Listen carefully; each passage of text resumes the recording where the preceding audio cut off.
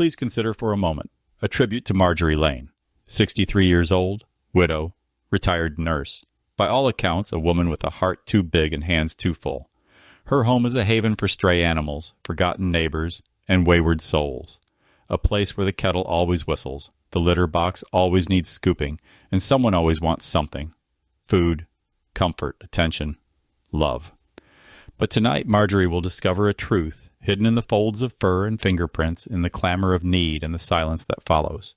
She will come face to face with the cruelest paradox of all.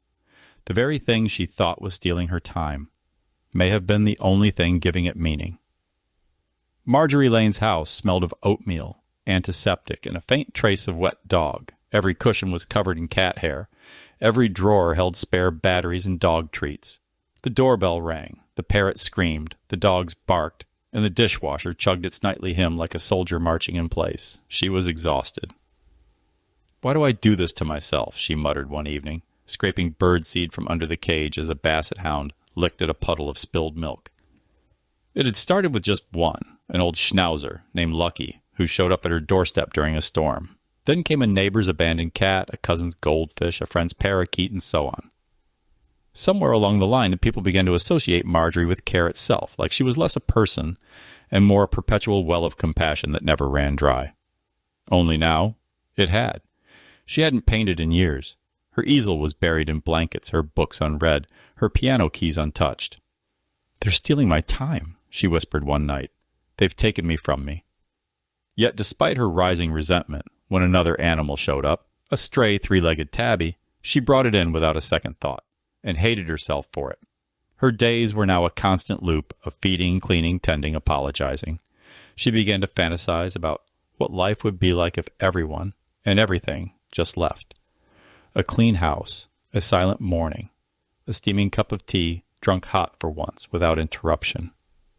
One evening, in a moment of weary desperation, she spoke into the empty living room, not quite to anyone.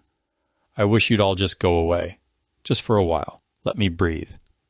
Then, silence. Marjorie awoke the next morning to an impossible stillness.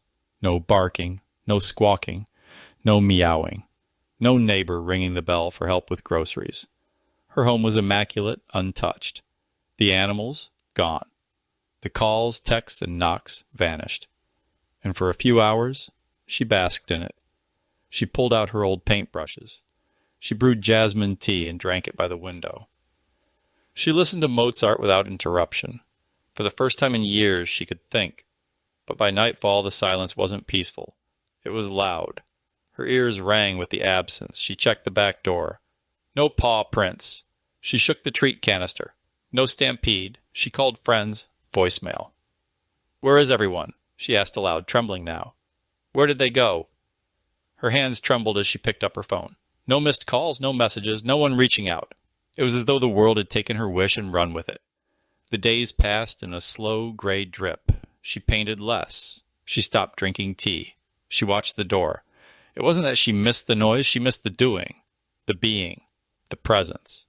But the now she'd thought she wanted was a mirage. What she truly missed was them. Not the interruptions, but the interaction. Not the tasks, but the love within the tasks. And just as she reached the breaking point, when her heart cried out not for peace, but for connection, it happened. A scratching at the door, a meow, a bark, then voices. One by one they returned. The pets, the people, the mess, the motion. Like nothing had happened. Like time had folded and returned her to the world she'd thought she wanted to escape. Marjorie Lane learned that happiness doesn't reside in quiet mornings or clean countertops. It lives in the doing, in the tending, in the noise. The love we give doesn't steal our time, it fills it. Because the true thief of joy isn't responsibility. It's the illusion that we must escape it to be free. And so Marjorie now paints again, but with muddy paws at her feet and a parrot reciting bad poetry on her shoulder. She sips lukewarm tea, smiling. She is not alone. And more importantly, she doesn't want to be. For she has returned, not to the past, not to the future, but to the only place happiness was ever hiding. Here and now. Where we find once more that moment in awareness when the illusion flickers and the ego fades.